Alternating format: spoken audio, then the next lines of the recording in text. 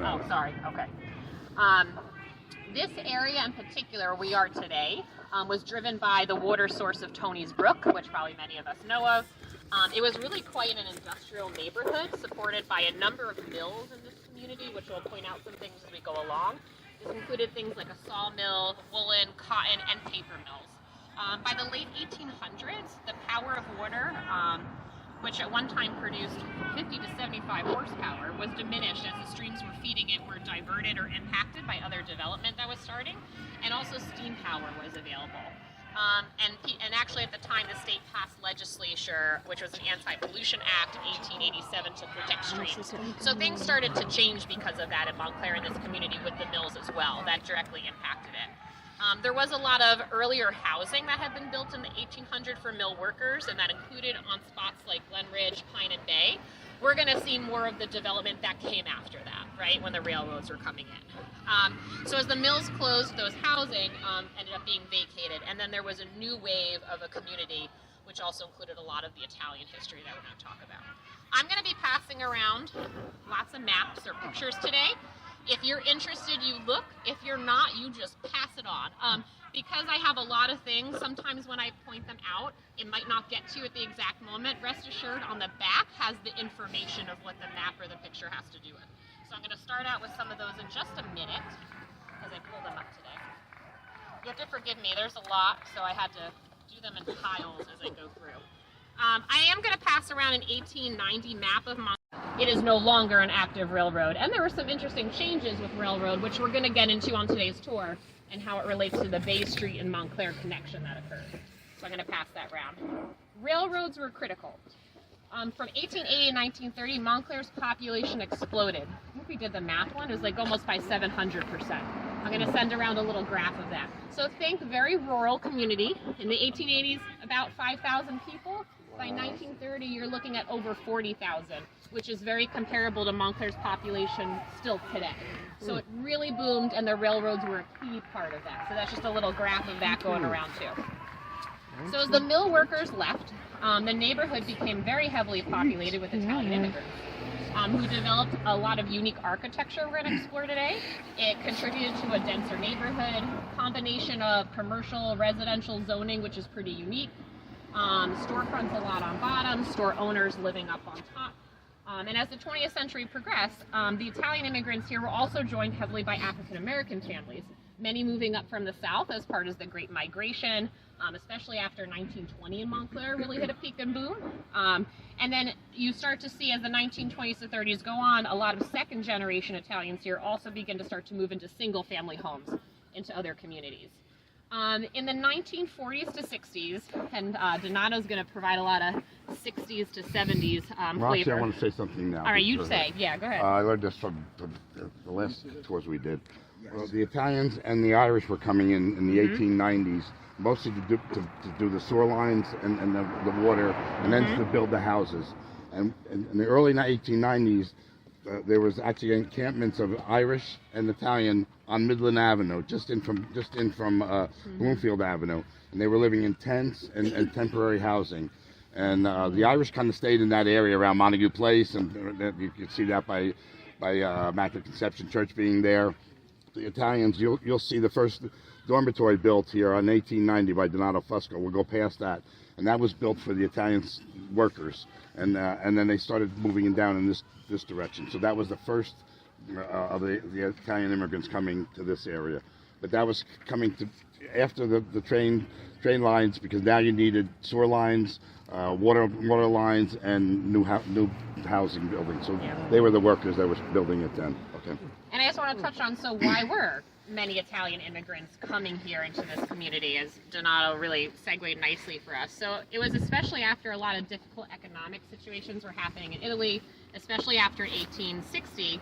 So from a period of 1890 to the early 1900s, a huge influx of Italians entered into the U.S., more than any other immigrant from any other country at this time.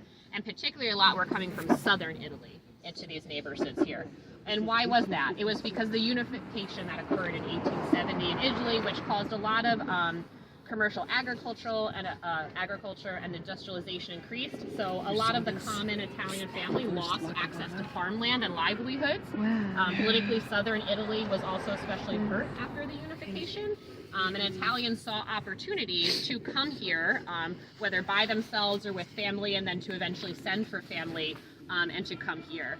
And as Donato mentioned, at first housing was primitive. A lot of tents and barracks were on Midland Avenue. And then as the Italian workers and their families started moving in, more former mill housing developed into new single family and multiple dwellings constructed, which is a little more what we're going to focus on with today's tour. The Italian immigrants were sometimes viewed as with ambivalence. It was a necessary source of cheap labor, as it was said, and they were not always well received. The response was of social service organizations, government, and public schools around the country to almost accommodate this large influx of often non-English speaking residents. And we're going to touch on that with some key points along today's tour as well. Okay, and me or Virginia at any point, just send the pictures back our way and we'll take them for you. So we'll do that. All right, I have a few more talking points because I want to make sure we talk about this house across the street. Oh, yes. Yes. Oh, yes, Carmel, go ahead. I just want to say something about this building. Go ahead. Oh, and Carol Lauman, Carmel, I'm sorry. As any of you know, was also on the Historic Preservation Commission. Also, no, don't say that? Okay. All right, I'm going to be quiet. Go ahead. I just wanted to tell people this is pretty brand new here in Glen Ridge, and it has the only affordable housing in Glen Ridge. 17 units of affordable housing. Thank you so much. Thanks, Carmel. And 2014, but before that there was the Slayback Mansion. The Slayback had lumber yards mostly, and apparently she started in the mansion doing her programs, and then like a year later, they hired her into the school system, at the Baldwin Street school system. So she was actually working in the school system then. But she started earlier at the okay, sorry, go ahead. No, you're fine. Mini A Lucy. Yep.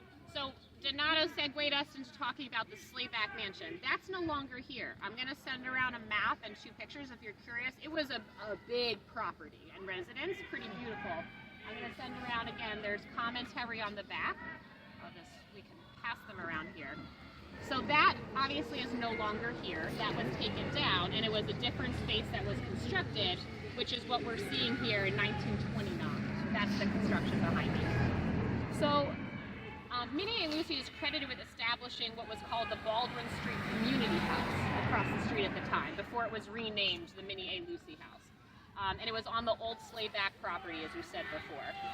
Mini A Lucy house was dedicated in 1932. Actually, she passed shortly after. Her death was at the age of 45, so it was rededicated to her for that purpose. She was considered a very kind, enthusiastic, tactful, and well-trusted woman in this community, especially working with Italian immigrants when she came here to do that. She was welcomed into homes and tenements up and along the different streets here. And she was generally very concerned for the well-being of those in their neighborhood and really dedicated her life to education and the acclimation of Italian immigrants, particularly in these neighborhoods. She was charged with improving the homes and social conditions, particularly how things like health and welfare affected the Italian community, especially children, and also African-American children as well in the community too. It was a very high focus on hygiene and disease prevention. She aided mothers, she held English language classes, social gatherings to learn American customs. She was very well beloved. Her obituary actually describes her as a pioneer in Americanization work. To bring about the improved home conditions in congested sections, was also active in her social service agencies in Montclair. She even held Little Mothers classes. Do you want to talk about that? Well, my Aunt Julie who died almost just short of 100 years old. She was born in 1902, as she said. But she used to have to borrow her sister's babies to bring to the class, and when she was like 13, it was, But to what she was talking about, it was the Federation of Women's League, I consider. It's actually the backbone of the women's clubs today. And their mission at that point was to try and socialize all the immigrants coming in, because there was a movement, that they weren't clean and they needed to be taught how to take care of their kids Right. and do hygiene. Okay. Exactly. And we have some really nice pictures from some of the programs regarding Minnie Lucy's work going around, so you'll get to take a look at those as well. So just a little bit about the architecture of the building. So what was called the Baldwin Street Community House, renamed Minnie A. Lucy House, served the neighborhood until the 60s. The Board of Ed, Montclair's Board of Ed, used it until the 1970s, and then Head Start program took it over after that. Head Start program does programming for youth, children, and the community, so it very much aligns with the spirit of what the house was intended for originally, and that Head Start is still here today. Yeah, which is great. Yeah. I was born and raised in this Oh, okay, yeah. The house isn't there anymore. This was the kindergarten, Yeah. and then that was from first to sixth grade. Did you go to? You did? Okay. Did you go to the Minnie Lucy? You did? Anything you remember you want to tell us about? No pressure. They had a table that was a sandbox. Yeah. The kids loved it. Oh, yeah. And it was always a wait. You had to wait to get around it because there were so many kids that wanted to use it. Yeah. And it was kindergarten. Yeah. I remember that one. It was a time. Was it mostly Italian youth that were with you there? Or? Yeah. And African American youth. Yeah. Great. Well, thank you. Please chime in as today's tour goes along with anything you recall. For this district, many school buildings were being constructed and popping up around Montclair at this time, and that's related to that boom in the population, right? More schools were needed, more youth, and more people. The Board of Ed, which was operating this as a school, closed it by the 1950s. It was occupied actually by Mount Carmel, which we're going to talk about later, from the 1960s to 70s. And then there were other, they were having other renovations going on underway in a different location. And the borough of Glen Ridge had not really been enthralled with the prospect of a Catholic church in their borough at the time. And it technically is also located partially in Glen Ridge. So where that town line is now is not necessarily the same as this one.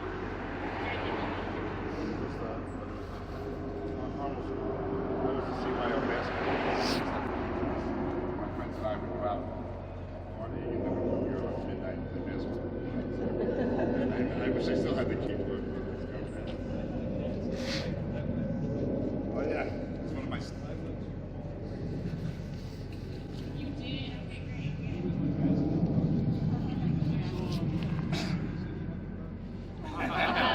Still waiting for it to be able to dunk the ball.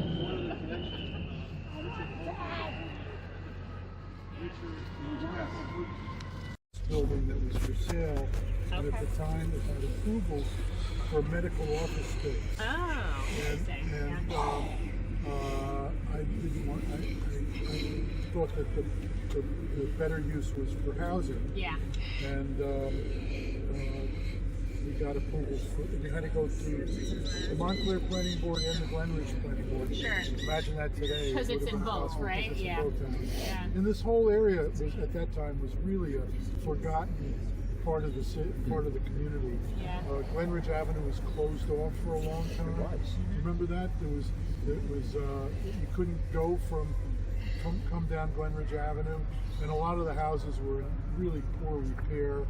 And so my dad and I bought this building in 1982 or 83. We had had some experience renovating properties in Jersey City. I liked Montclair a whole lot better, and so we bought this, converted it into 35 apartments. It was a successful conversion, and in the course of doing that, we also purchased and renovated a number of buildings on Glen Ridge Avenue, which were all in really poor repair. And we made a decision, which we'll talk about when we get there, but we made a decision to try to use some subsidy programs to keep as many residents there in place. We got county grants and loans, and we're able to keep them affordable for the most part. and the whole neighborhood at that point was under the threat of condemnation for the Montclair connection. And no one really, there weren't any lines drawn at that time. We knew it was coming, we didn't know when. It took 15 years after. Yeah. We thought it was imminent. It wasn't. It seems like not so long now, but it was a horrible wait for those of us who owned property and didn't know what the fate of it was going to be. So, but we realized that with the coming of the Montclair connection, the commute would be easier, the neighborhood would come along, and you see what's happened in the 30 years. Attention. Well, house over there is 125 years old. And it was a building, as Mr. Fortunato, this building, we bought it to extend our property. We bought the Foster Bakery in 1967 from D'Alessandro. And prior to D'Alessandro, we all owned it. And we've had it since 50 years, and right now my grandson owns it. And all the property that we're on it, from that house to the corner, I own it. He owns it. And first it was a cold oven, as you see, a coal shoveling into the oven. Then we had a gas oven, which was, this is my grandson DJ. He's the new owner. If you haven't been in here, you have to go in. And then there was a jet oven. Now, on the back of that corner is where the regular oven is. It's a revolving oven with shelves. And you put it on the shelves, and it goes around like a Ferris wheel. Show them inside? You want to see inside? Yeah. Yeah. Why not? Yeah, real quick. No problem. Go ahead. We have plenty of both. I'm coming around if I haven't gotten you yet. It's go. coming. Just don't be shy. Just come and grab a cookie from me. Well, go in. This is a special treat. I don't know.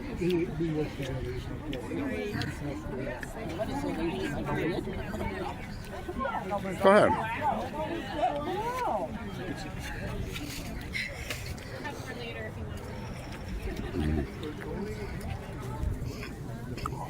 Shop in the bottom.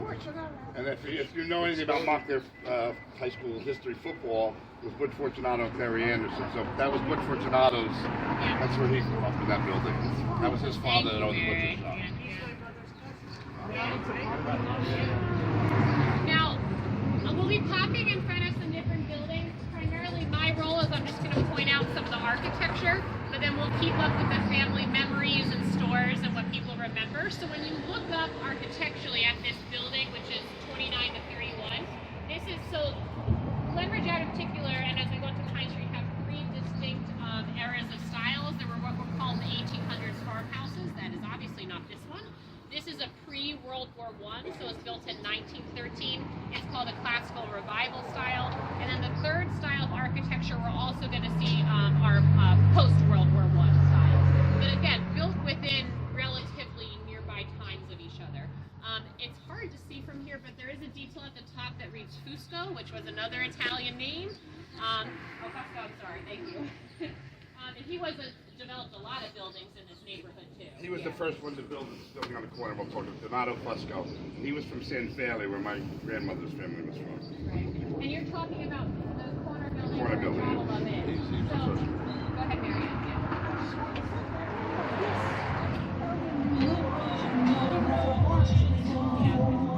Always up to the end of the oven. It was 10 and 12 Glenridge Avenue. I was born at 10. Okay. They're all Italian and African Americans. Helms, everybody knows. Helms. They live right across the street. Wow. Okay. Thank you for sharing. Well, we're we're going to, which is actually our coffee shop, it's a building on the corner, but just because it's tight there, I'm just going to share a few things about the building, and you can look up at it when we go. It's also pre-World War I. It's that stucco-style building on the left. It was actually built in 1890. It's referred to as an Italianate-style building. It is distinct with the stucco that you see that looks like the cement on the outside. And that's where we're going, and I can actually see the volunteers setting up for our little coffee stop at Java Love. So why don't we go through that and talk about those cultural resources and what that would mean for the homes being taken down at the time. I think if I did the math right, there were about 12 to 13 homes that were razed. And we have some pictures of those that are going around, one of which includes, Donato, was your family's home, right? Yeah, let's talk about that. Yeah. I got on the fire department in 1978. At that time, they were putting the new train station in Upperfield Avenue. So on Cherry Street, I didn't know it at the time, but we trained on all the houses that were going to be torn down. And I wound up cutting up my great-grandfather's house. And I didn't know it really at that time. And when this was done in 2000, my great-grandmother's house on my mother's side was right there where that driveway is. And I was an Italian chief at that time, so my group came in and we cut that up. Well, so I have the distinction of doing that with both of my great-grandparents' houses. Wow. Yeah. Kind of sad in a way. Wow.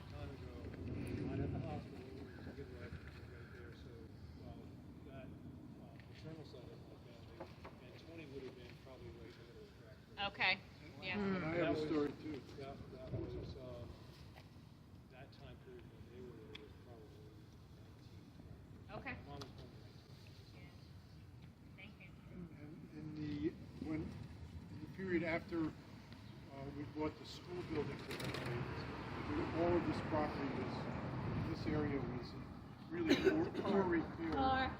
And there was a lot of uncertainty about where the Montclair connection was going to go. We own this side is where the structure was.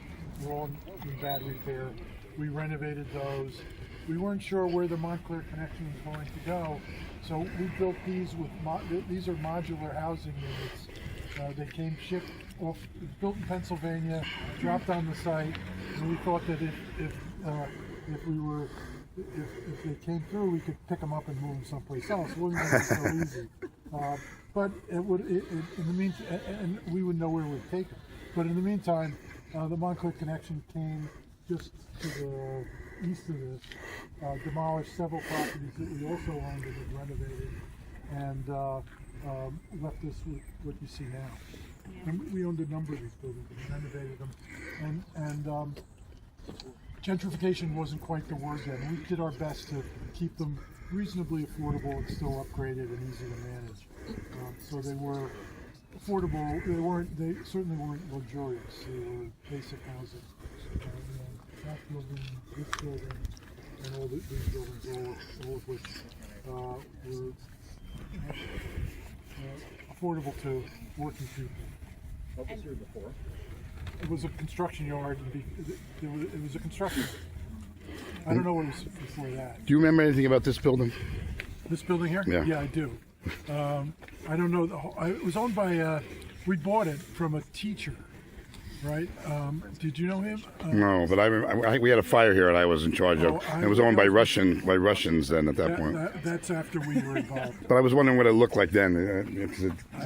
It was stuck up. Okay.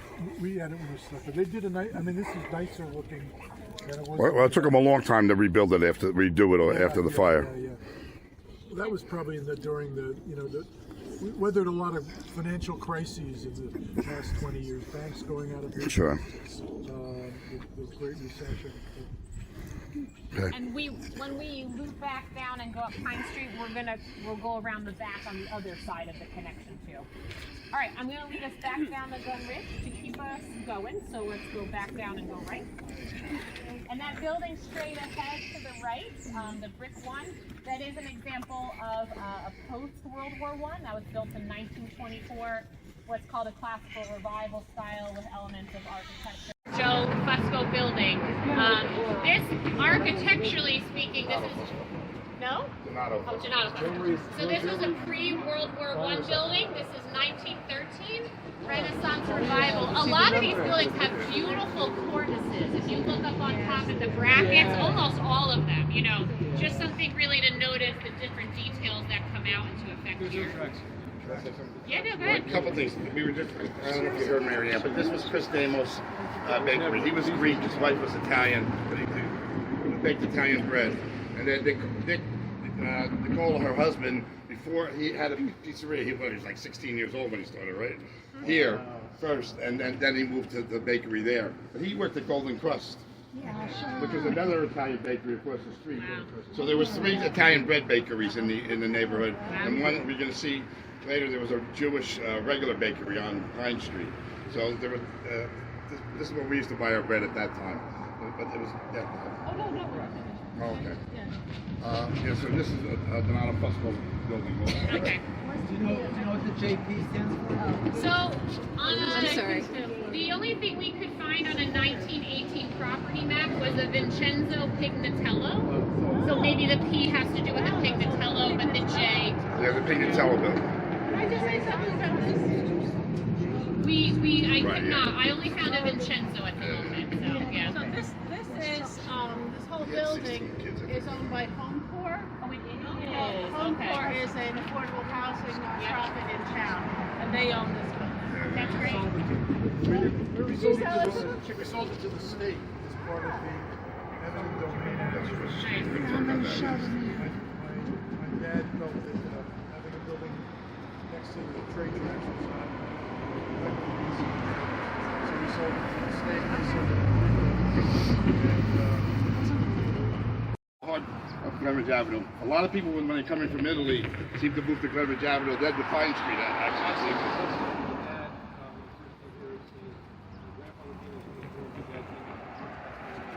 Right, and then his father then moved to Clover Hill, which was like the luxury house. But there's a couple things here I want to talk about. We're gonna on that side across the street was Nick Soda's chicken market. I remember going in there with my grandmother and having them see them cut the head off a chicken at one point. Never again. But then, we're going to talk about that strip there. That was a pretty important strip. But this, Mary Ann and I were just discussing here. This was a shoemaker shop. It was Honorado's shoemaker shop before it was Ionone shoemaker shop. But in 1953, there was a bad fire here. Actually, Blundell was delivering oil, and oil leaked out and hit a kerosene heater in the front. So the shoemaker, Mr. Honorado, ran out and then ran back in to get it. They said to get his money, I don't know, but he died in the fire. Oh. And I happened to be here with my grandmother. I was 5 years old at the chicken market, and I can remember seeing all hose all along the thing, and I saw them carrying him out. And you remember? It was Here's it's a little grainy, but a Nick's Soda's, the poultry shop picture going around that way. What's that there? I have a funny story. I always went to Nick Soda's with my grandmother, and you got used to it. They took the chicken, they cut it snack, and they put it in the hot boiling water with a machine that took the flavors off. Wow. But anyway, I have a son who played football for the University of Tennessee. And he was here home for Thanksgiving. And we had a fresh turkey from the chicken market down at Belmont. And my husband picked it up. And he brought the chicken here and he was in the supermarket. And they cut the neck. And they took the feathers and he was so traumatized. Yeah, He was telling I believe that. This is really bad.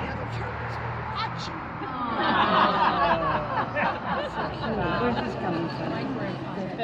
20th century development came in and changed a lot of that. Did you want to talk about anything else on this corner?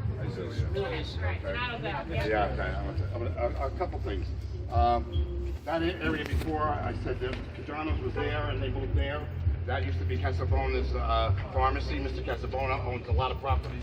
So his family, Dave Filoni, is a lawyer in town. His family owns apartment buildings where Marzullo's used to be. They own those buildings. That, at one point, I guess there was a building there, and then I guess the St. Sebastian Society moved across the street here, and they had a liquor license there too, which I think eventually got sold to King's, and then Charlie Brown's. This, apparently, I just learned this about 10 years ago on this tour. My grandfather and his brother owned this building, and this, on the first floor was the Lacedonia Club, where they were from, Lacedonia, and it had a bar on the first floor, and a meeting room on the second floor. The third floor was added later. So, behind it was Joseph Scroy. You'll see his name on there. He married one of my father's first cousins. So he was selling ice and kerosene in the little building shack behind it. So around 1938-39, my great uncle was he used to have the fascist club here. So they used to meet the fascist meetings, the Italian social club. They would rent the club out for different things. So I think they used to have a bust of Mussolini in the and then when things were getting hot, like in 1939, it seems like they swapped this property to Joe Scroy for his house on Grant Street, and then he moved here and had a grocery store, and he was booking numbers here for forever, 60 years. And they built the third floor on top of here. So my grandfather and his brother got their house on Grant Street. So there's a lot of history with this, and I didn't even know it until recently. I've talked to people about it since then. So, and I just was reading last night about people coming out of this club singing fascist songs going up Pine Street, and there was a big fight, and then wound up with hundreds of people there in the 1940s. So, also the New Jersey, the Montclair chapter of the Sons of Italy was on the left here. That was taken out during the destruction of the neighborhood. Ground floor gathering space, and they have apartments on the upper levels to accumulate rental income to be able to pay for that. That was about right before you get the building. And up on that road there was the Yankee Funeral Home. They were the first funeral home in Montclair. Then they moved to Claremont Avenue and Willow Street. And Mrs. Bianchi was a Fusco. Pardon me? Mrs. Bianchi was a Fusco. She was a Fusco also? They were everywhere. So, There were 16 kids. yeah, right. Condell's was a coal and oil company for Montclair. They were up there, the Yankees was there, Marcogliano. They were from Avellino. Cerami was Sicilian, and they have a huge presence here, and they're the ones that still do the St. Sebastian feast. And then there's San Fele, which we didn't list. That's where my grandmother was from, but that's where Donato Fusco was from, that picture. So there was a lot of them interspersed in here. They weren't prominent in any of the goings on, really. Let's get One more. All right. Right here. So this is Pine Street. Pine Street is the dead end, right at the back end of this building, right in front of the Tony's Brook, right? And Pine Street was dead end there, and there was a stairwell. There was a bridge. You got to climb the stairs up over the electric wires and down the other side. And my mother and all of them lived over by Glenfield School, and all my family lived near Glenfield. They used to, for whatever reason, they used to climb that almost every day on their way to school to Montclair High School. And I remember that was probably taken out during the urban renewal. I just sent it around a 1906 map that has to do with this corner area. If you're curious just to see how maybe some of the streets have changed. But we are officially going to head up Pine Street now, okay? Pardon?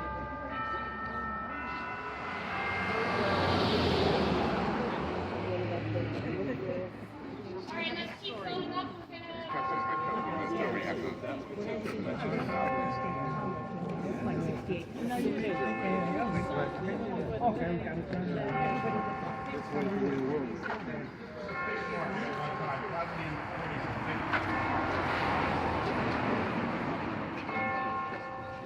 Yeah, absolutely.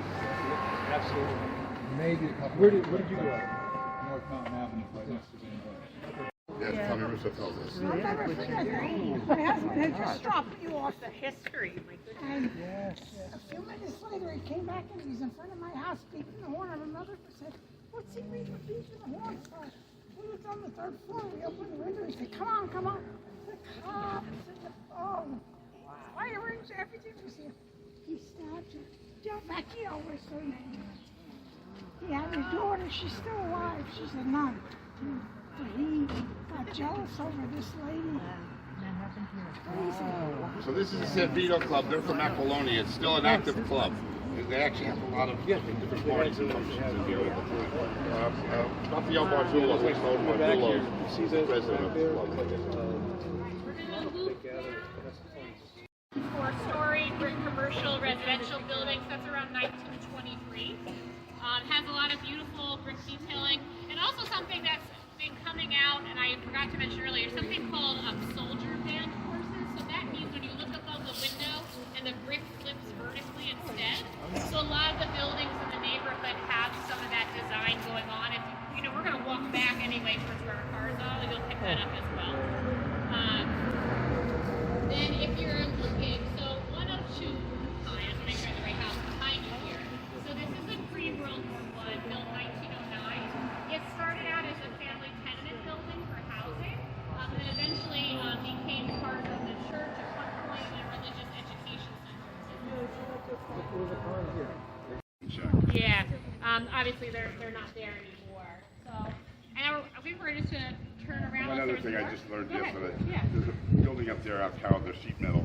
Apparently that was a Brookdale soda supply place that most of you, if you're roving around here, Brookdale soda was the best soda. Yeah. Oh, sorry, sir, for your way. That's all right. All right, we're going to turn around and just go back and right in front of the church and talk about the last major building constructed. And can you hear me? In the district, and you go more in the center. And you can be close, it's okay. The building itself behind me was built in 1937 as well as an attached rectory. It reflects a Romanesque and Italian Gothic style, which very much reflects some northern Italian architecture with brick and limestone. Has a Spanish tile roof, which you probably have to see from a bit farther back. And the portico, which is unusual, really reflects some older churches in Italy. So that was a deliberate choice as well. So a bit more in the background. Residents in this neighborhood originally attended the church at Immaculate Conception earlier on. But in 1905, Immaculate Conception was responding to the growth of the Italian immigrant community and began offering Italian-speaking mass as well at the time. But however, with that rapid growth, the church was not sufficient enough for that growing population. So in 1907, there was a petition to the Diocese of Newark to establish a new church. However, with the Depression and everything else that was going on in World War I, that took quite a bit of time. So it wasn't actually until 1937 that full funds were raised to then go ahead and construct and build the site that we see here today. There was a wooden church, right? There was a wooden church prior, yes, yeah. I'm sorry, I skipped that one bullet point. So, prior to that, there was an unfinished wooden church which held over until that construction then eventually happened. No, it was finished. It was finished from 1909. It was finished until this was here. They did it with pieces out of it, but it wasn't big enough. And then they built this. Right. Yeah. No, that was from. They started building in 1907. Yeah. And there's a picture. Yeah. I don't know. We have a picture. No. I don't have Well, one. there's a great picture of it. You can send it to everybody of the first St. Sebastian feast coming out of it, and you'll see it. And there's actually a video from 1932 and 1936 of the St. Sebastian feast, and you can see the and those two feasts had thousands of people here, thousands, main Do you want to talk about the convent? Because there also was a nursery school. Right. So yeah. There's a couple. Mary Ann had said, well, there was a convent down there for a while. I went to nursery school in 1952, I guess, and it was a two-story building here, right here in Squawk Rock. And the second floor was the convent for the nuns. And the first floor was one big room and small rooms that were classrooms. The bad thing at that time was we had lentil soup every day with a sandwich. I couldn't look at a lentil till I was like 50. Now I love them. So it was here for a while, and then that got torn down.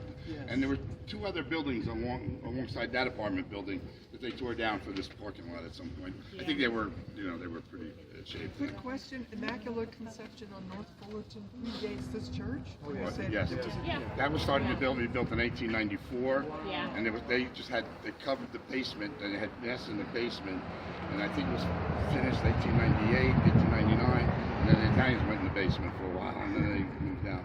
Just a quick thing, anybody needs to go to the bathroom, I can have access to that.